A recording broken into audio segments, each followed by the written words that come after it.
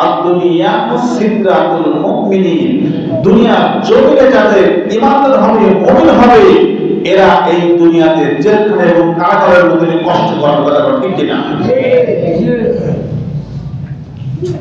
নবী রাসূল পয়গম্বর কষ্ট করে নাই বলেন? তারা কি দুনিয়াতে কষ্ট করেছে? তারাও দুনিয়াতে কষ্ট করেছে।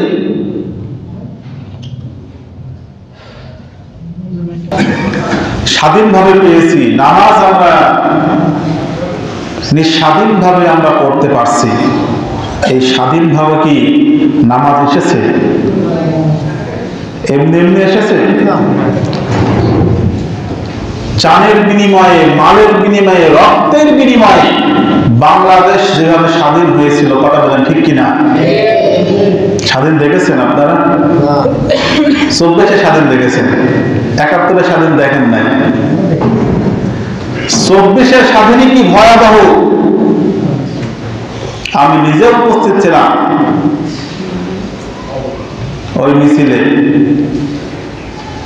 স্বৈরাচাররা কিভাবে তাজা রক্ত, তাজা মানুষকে ঠাস করে বলে বলে তাদেরকে হত্যা করছে। নাউযুবিল্লাহ বলবেন না?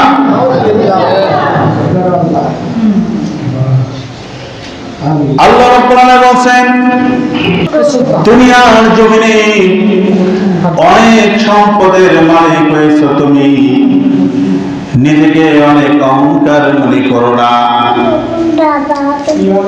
অনেক শক্তি আছে তোমার গায়ে, এই শক্তিকে তুমি অপব্যবহার করো না। ক্ষমতা চেয়ার পেয়েছো তুমি, এই ক্ষমতা চেয়ার পেয়েও তুমি অপব্যবহার করো না। ক্ষমতা পেলেই যে আমি আল্লাহ তোমাকে সম্মান দেবো এমনটি না। এই কথা কার? চিল্লায়ে বলেন কার?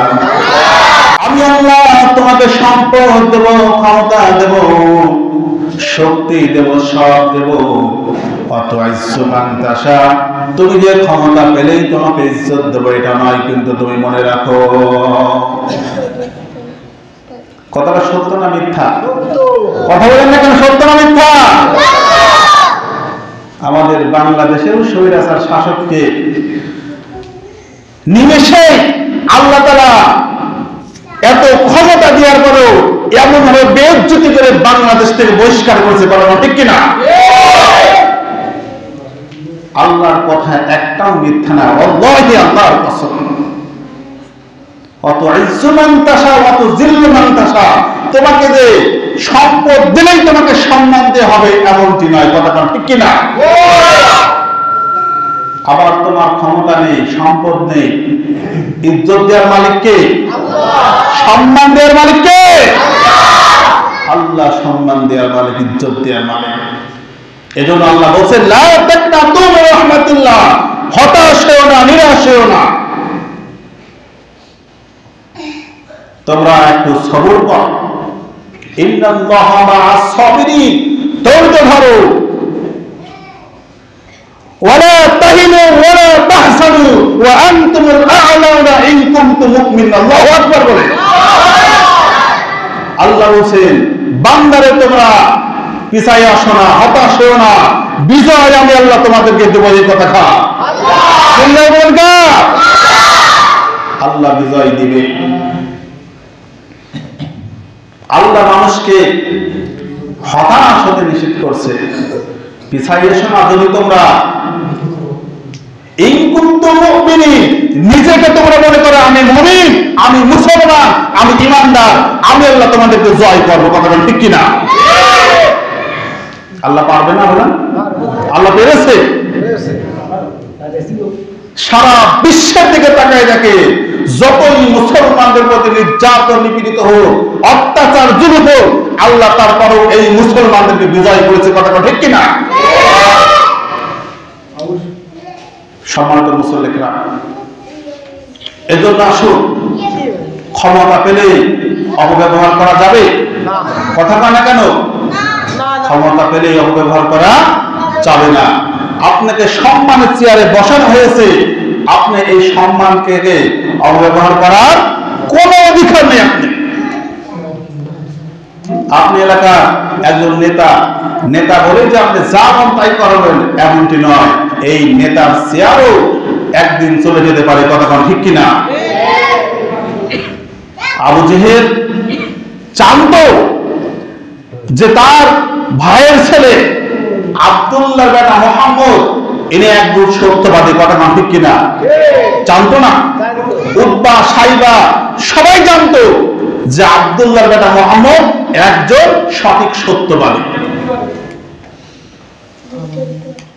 যখন দেখলো যে আব্দুল্লাহর বেটা মুহাম্মদ আমার ভাতিজা সকলকে ইসলামের দাওয়াত দিচ্ছে, এই ইসলামের দাওয়াত দিতে দিতে মানুষজন সকলেই নবীর পক্ষে চলে যাচ্ছে, নবীর পক্ষে চলে যাচ্ছে। চিন্তা করেন, আপন ভাতিজা নবীর পক্ষে যখন চলে যাচ্ছে তখন মনে করলো যে তো বিশাল ব্যাপার স্যাপার হয়ে যাচ্ছে, সব মানুষগুলো তো আমার ভাতিজাকে নেতৃত্ব শুনবে, ভাতিজার কথা শুনবে, আমার কথা আর কেউ মানবে না। তখন কি করলো আবু জেহেল?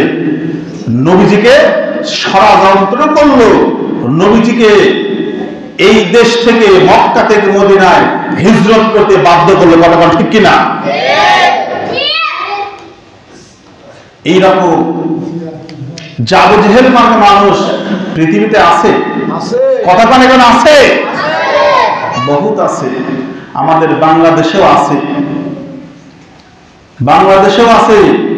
প্রত্যেকটা মানুষকে আল্লাহ তাআলা ছাড় দেবে কিন্তু ছেড়ে দেবে না, কথা ঠিক কিনা?